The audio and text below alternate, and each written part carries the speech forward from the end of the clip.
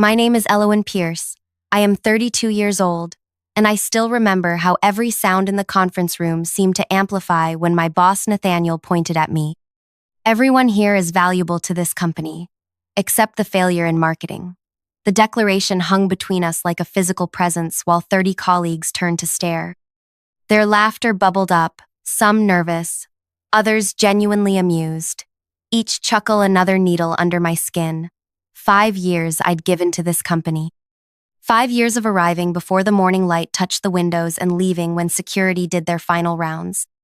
I sat motionless, my professional smile frozen in place as Nathaniel continued discussing quarterly projections as if he hadn't just publicly decimated me. The presentation slides blurred before my eyes, but I refused to blink. Blinking meant tears, and I wouldn't give him that satisfaction, not when I'd already given him everything else. Before I tell you what happened next, could you please take a moment to think about a time when someone took credit for your hard work, or when you were made to feel small in front of others? I'm asking because what I'm about to share isn't just my story.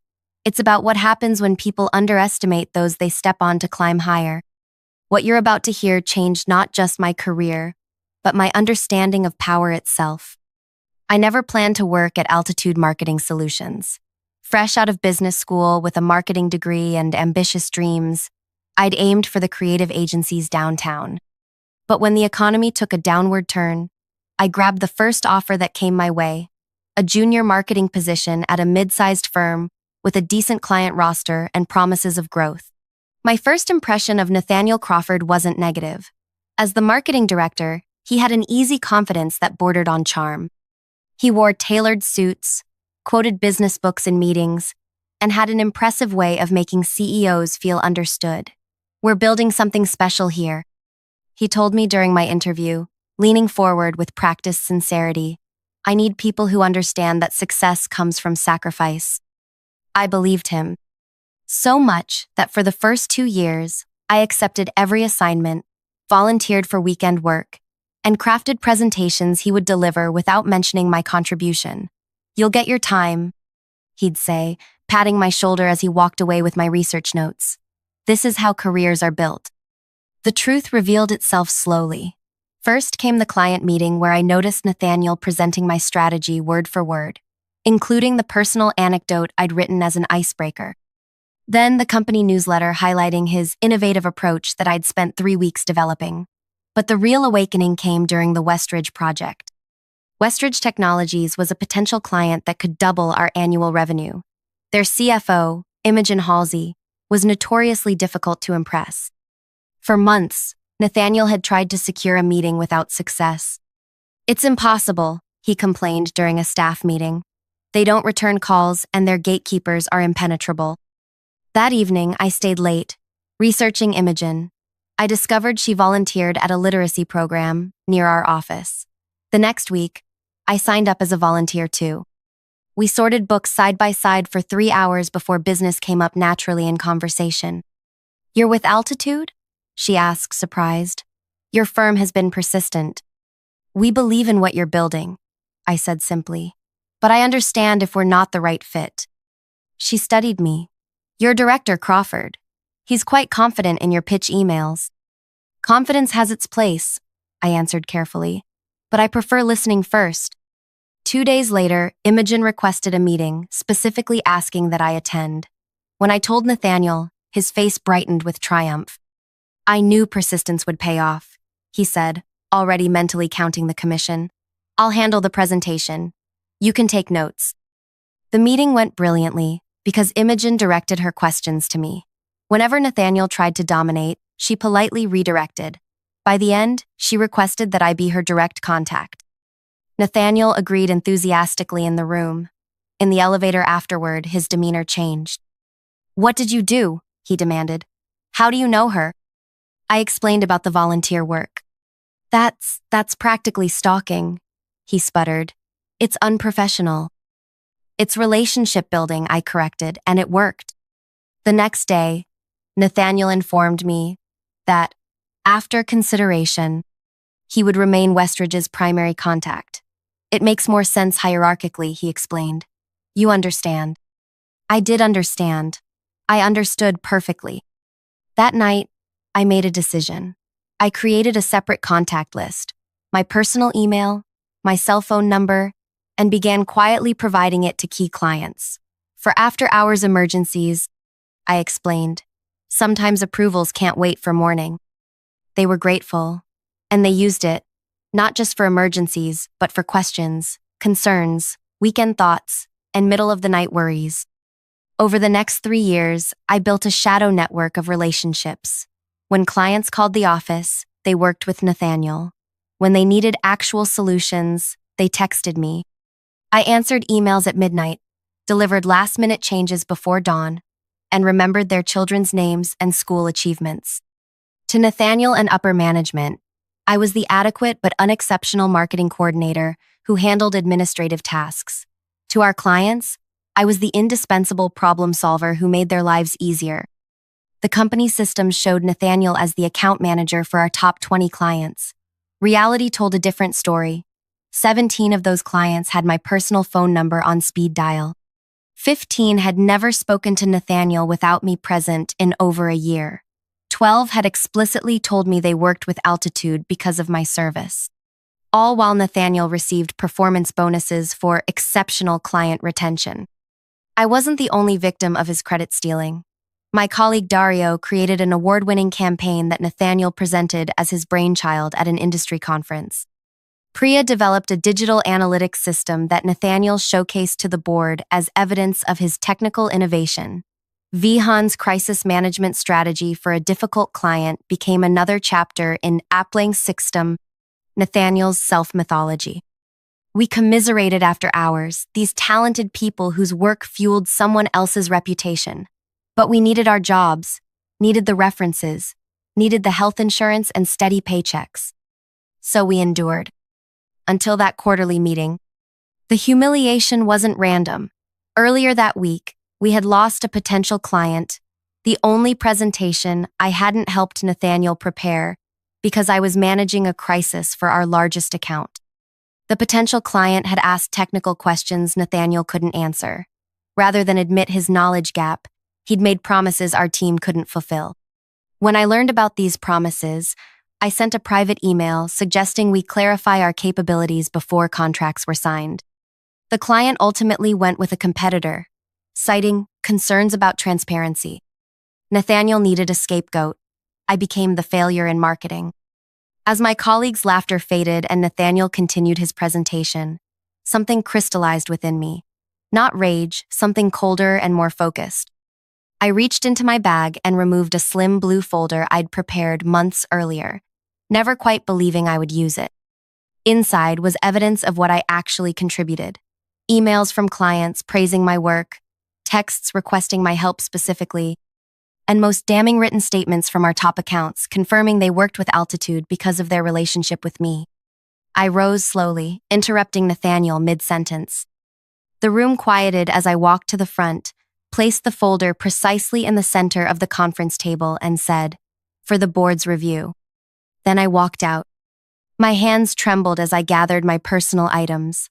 A plant, a framed degree, a sweater I kept for cold days. I didn't take my laptop or phone. Those belonged to the company. I had backups of important information elsewhere. I made it to the parking lot before I heard hurried footsteps behind me. "Aloan, wait!" I turned to see Vivienne Okafor, our CEO, clutching the blue folder and trying to catch her breath. At 57, with 2 decades of executive experience, she rarely showed anything but composed control. Now she looked genuinely alarmed. "You can't just leave," she said. "I believe I can," I replied. "My employment contract requires 2 weeks' notice, which I'm happy to provide in writing." "That's not," she took a deep breath. "You've just shown me that you personally control relationships with clients representing over 80% of our annual revenue. We need to discuss this." I looked at her directly. "Now you want to talk? After I've been publicly humiliated? After 5 years of watching my work become someone else's accomplishment?" "I didn't know," she said quietly. "You didn't want to know," I corrected. "Nathaniel delivers results. No one questioned how." She didn't deny it. "Come back inside." Not to the meeting, to my office. Please. I considered walking away. Part of me wanted the satisfaction of leaving them to discover just how dependent they'd become on someone they'd undervalued for years. But the wiser part knew that scorched earth rarely grows new opportunities. 30 minutes, I agreed. Vivienne's office occupied the corner of our floor, with windows overlooking the city. I'd been there exactly twice, once during my initial interview and once when I received a standard 3-year service award. She closed the door and took a seat, not behind her desk, but in one of the visitor chairs beside me. I've spent the last 10 minutes reading client emails about you, she said, tapping the folder. Imogen Halsey from Westridge says she would follow you to any agency. The Corrington Group apparently consults you before making marketing decisions. Not us. You specifically. 8 different clients refer to you as their actual account manager. She looked up. How did this happen without anyone noticing? People see what they expect to see, I said. You expected Nathaniel to be successful because he fits your image of success. You expected me to be forgettable because I don't demand attention. That's a significant blind spot on my part, she admitted. It's a common one. Vivienne studied me with new interest. What do you want, Elowen? A promotion? Nathaniel's job? Name it. I hadn't prepared for this question. I'd imagined walking away, perhaps with a settlement agreement to keep client information confidential. I hadn't considered that I might be given a choice. I want recognition, I said finally. Not just for me. For everyone whose work builds this company while others take credit. I want a client service model that values relationships over personalities. I want transparency in who actually handles accounts and compensation that reflects that reality. That's ambitious, she noted. So is controlling 85% of your client relationships while being called a failure in marketing, I countered. She acknowledged this with a slight nod. What specifically would this restructuring look like? For the next 20 minutes, I outlined a vision I hadn't realized I'd been developing for years. Account teams with clearly defined roles and visible contributions. Compensation tied directly to client feedback and retention. Internal systems that tracked actual client interactions rather than title-based assumptions. And Nathaniel? She asked when I finished. That depends on whether he's willing to work within a system based on accountability rather than appearance, I said. Vivienne was silent for a long moment. The board meeting is next week. I'd like you to formally present this restructuring proposal. She held up a hand as I started to object. Not as a negotiation for your continued employment. As the new director of client relationships, a position reporting directly to me. And my current position? We'll need to fill that, unless you have someone in mind who could handle marketing coordination under your leadership. The image of Nathaniel relegated to administrative support flashed through my mind. It had a certain poetic justice. I'll think about it, I said. 1 week, Vivienne agreed. No announcements until after the board meeting.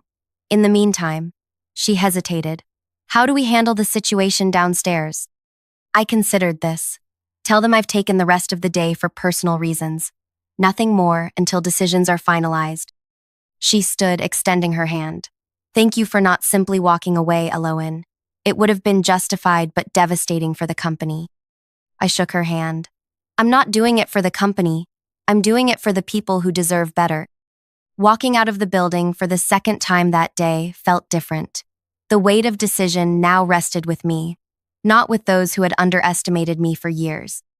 If you're enjoying this story so far, please take a moment to like this video and subscribe to our channel. Click the bell icon for notifications because the revenge that's coming next is something you won't want to miss. Every like helps others find this story too, especially those who might need to hear that sometimes the quietest person in the room is the one you should worry about most. The 7 days that followed were strangely quiet. I returned to work the next morning to find curious glances but no direct questions. Nathaniel avoided me entirely. Whether from embarrassment or strategy, I couldn't tell. I performed my usual tasks while mentally preparing for the board presentation that would either transform the company or end my time there. On the 3rd day, Dario caught me alone in the break room. What happened after you walked out? He asked, keeping his voice low.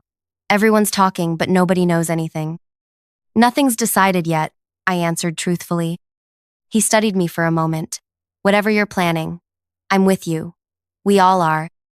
Me, Priya, Vihan, everyone who's watched their work become someone else's victory lap.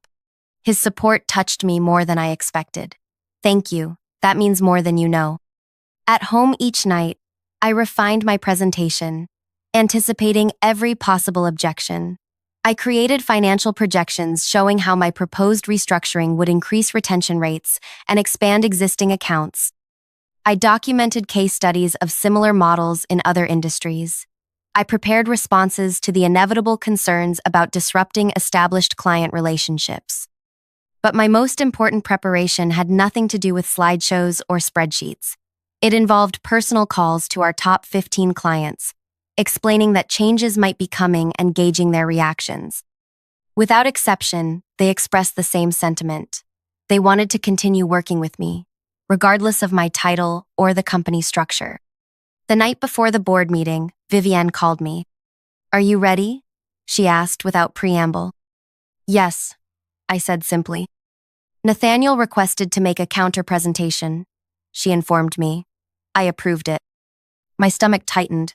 "I see. This isn't a competition, Elowen. The board needs all perspectives to make an informed decision." "Of course," I agreed, though we both knew that's exactly what it was, a competition for the future direction of the company. "One more thing," she added. "I haven't shared the client statements with the board yet. I wanted you to present that evidence yourself." I thanked her and hung up, wondering if her decision was fairness or strategy. Either way, tomorrow would change everything. The boardroom of Altitude Marketing Solutions occupied the top floor, with windows overlooking the city skyline. 10 people sat around a gleaming table, 8 board members, plus Vivienne and the company legal counsel. Nathaniel was already there when I arrived, his expression unreadable. Vivienne made brief introductions, then turned to me. "Ms. Pierce has proposed a restructuring of our client service model. Given her unique perspective on our client relationships, the board has agreed to hear her proposal." I connected my laptop to the presentation system, took a deep breath, and began. For the past 5 years, I've observed a fundamental disconnect between how we present ourselves to clients and how we actually serve them. I started. This disconnect creates vulnerability in our business model and undervalues our most important asset, the relationships that drive client retention. For the next 20 minutes, I outlined my vision. I described how account managers actually functioned versus how they were recognized.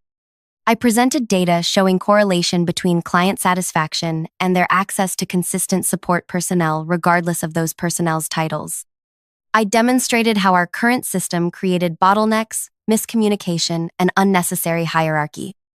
Then came the moment of truth. To illustrate the reality of our current client relationships, I've provided each of you with a folder containing communications between myself and our top 20 clients over the past year. The board members opened their folders, expressions shifting from polite interest to focused concern as they reviewed emails, text messages, and written statements from the companies that formed the backbone of our revenue.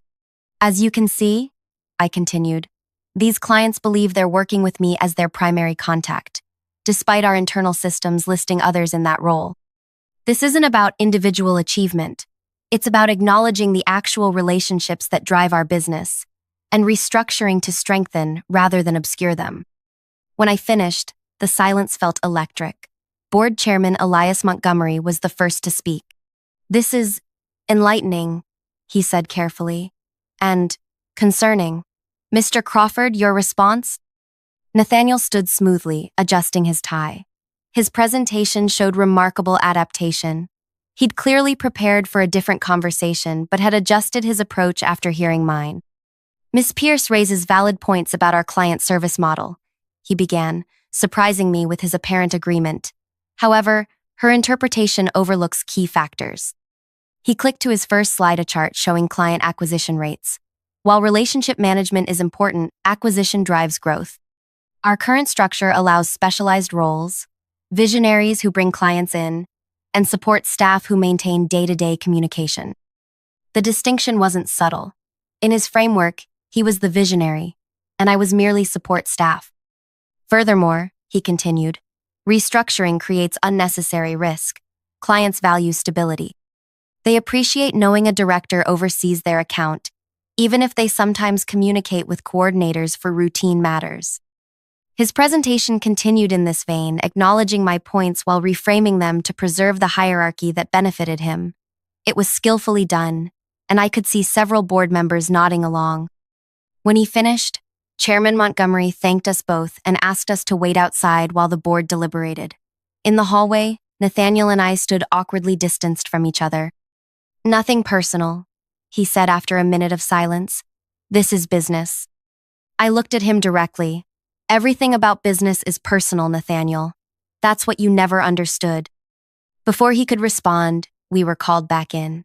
The board members sat with more serious expressions than before. Chairman Montgomery addressed us. "We've reviewed both presentations and the supporting evidence. This situation reveals significant oversight in how we've managed client relationships." He turned to me. "Ms. Pierce, your documentation of client communications is compelling. It suggests a level of relationship dependency that poses both opportunity and risk for the company." He shifted toward Nathaniel.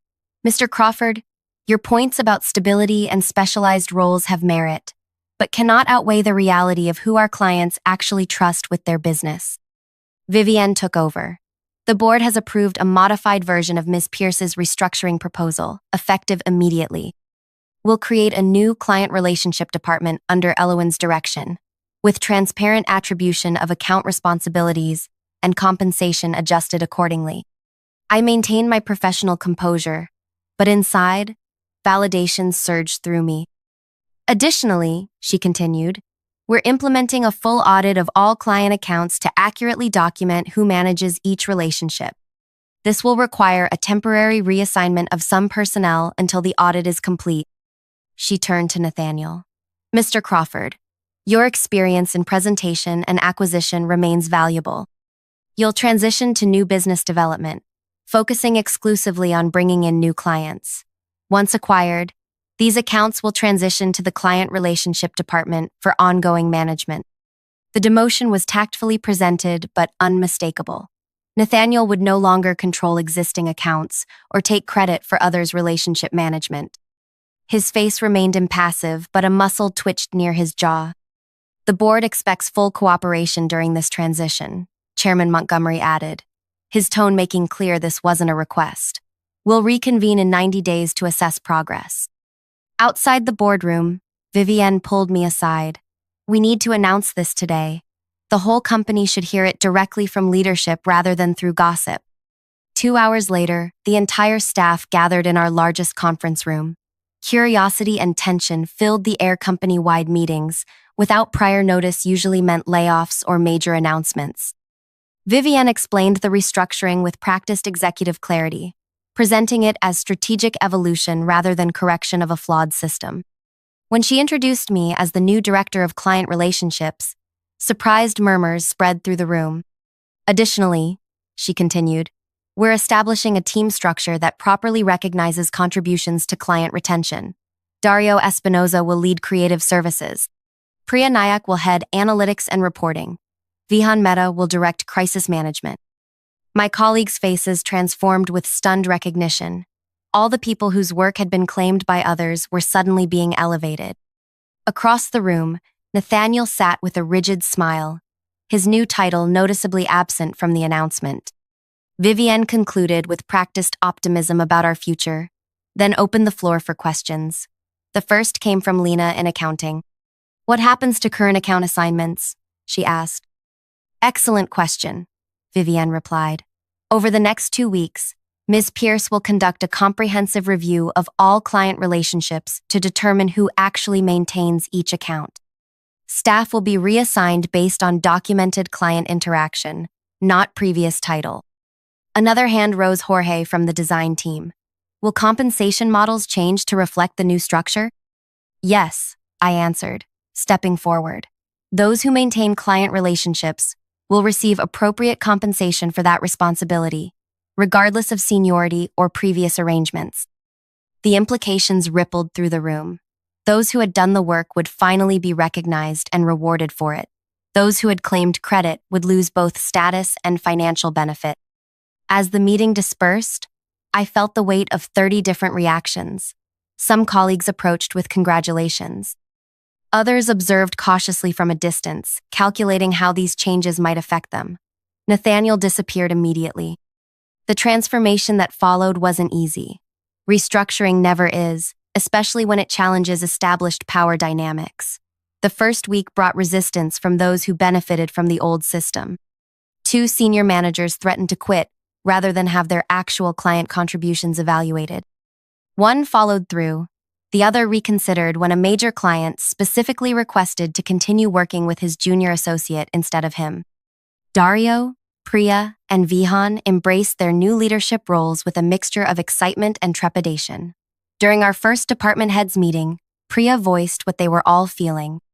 "This opportunity means everything," she said, "but I'm terrified of failing. What if I can't handle the responsibility?" "You've already been handling it," I reminded her. "The only difference is now you'll get credit for it." Nathaniel's adjustment proved most difficult. New business development isolated him from existing clients and required skills he'd claimed to have but had actually delegated. Without a team to generate ideas or prepare materials, his performance quickly revealed the gaps between his reputation and his capabilities. 3 weeks after the restructuring, he appeared at my office door. "Do you have a minute?" he asked, his confident demeanor noticeably diminished. I gestured to the chair across from my desk, the same desk that had been his before our offices were reassigned. "This isn't working," he said without preamble. "I need support staff for new business development." "Everyone needs support," I acknowledged. "That's why we're building collaborative teams rather than hierarchies. I can't create presentations like your people do. I can't generate the analytics Priya provides. Without that material, I can't land new accounts."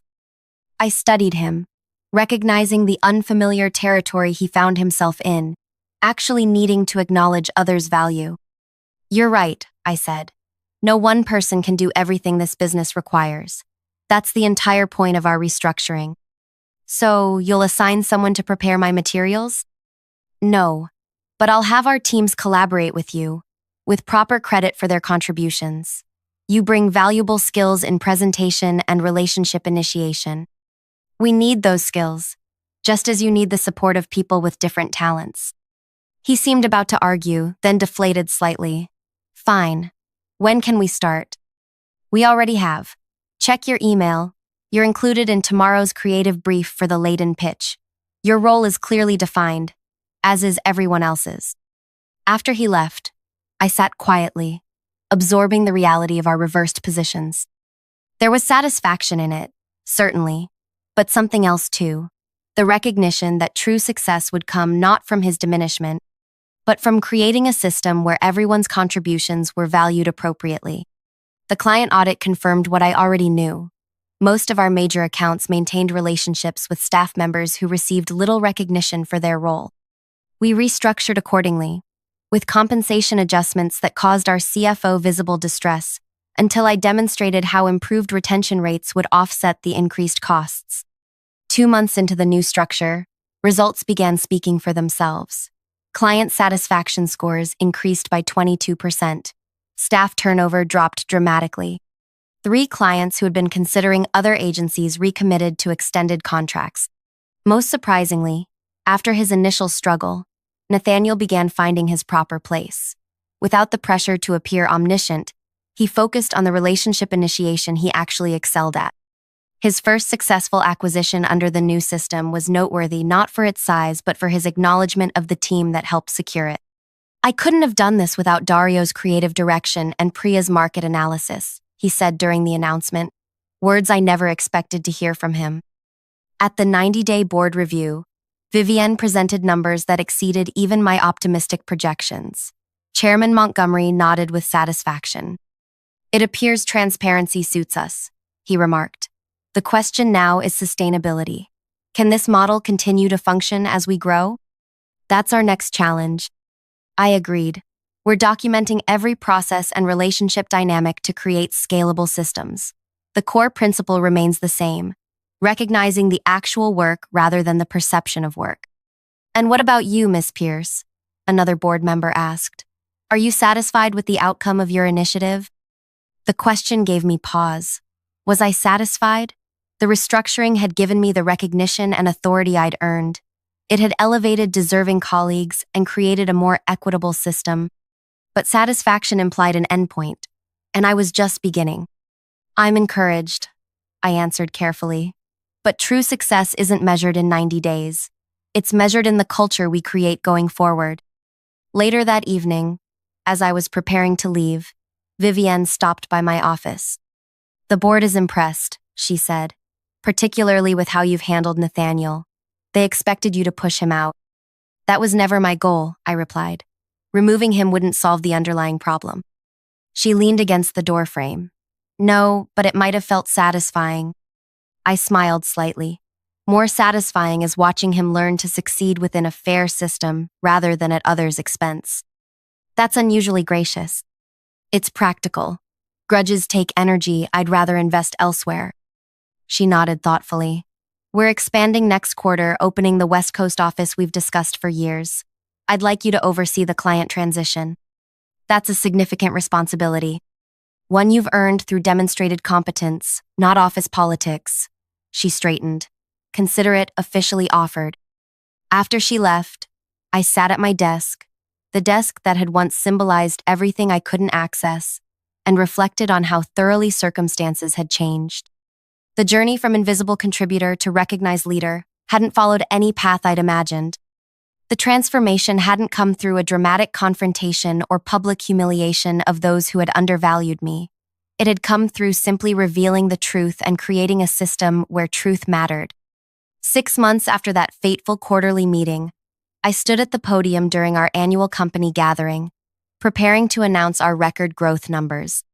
Scanning the room, I saw a transformed organization, Priya confidently briefing new analytics staff, Vihan mentoring junior crisis managers, Dario reviewing portfolio pieces with his expanded creative team, and Nathaniel, sitting with the business development group he now led effectively rather than ceremonially, actually listening to a junior member's suggestion.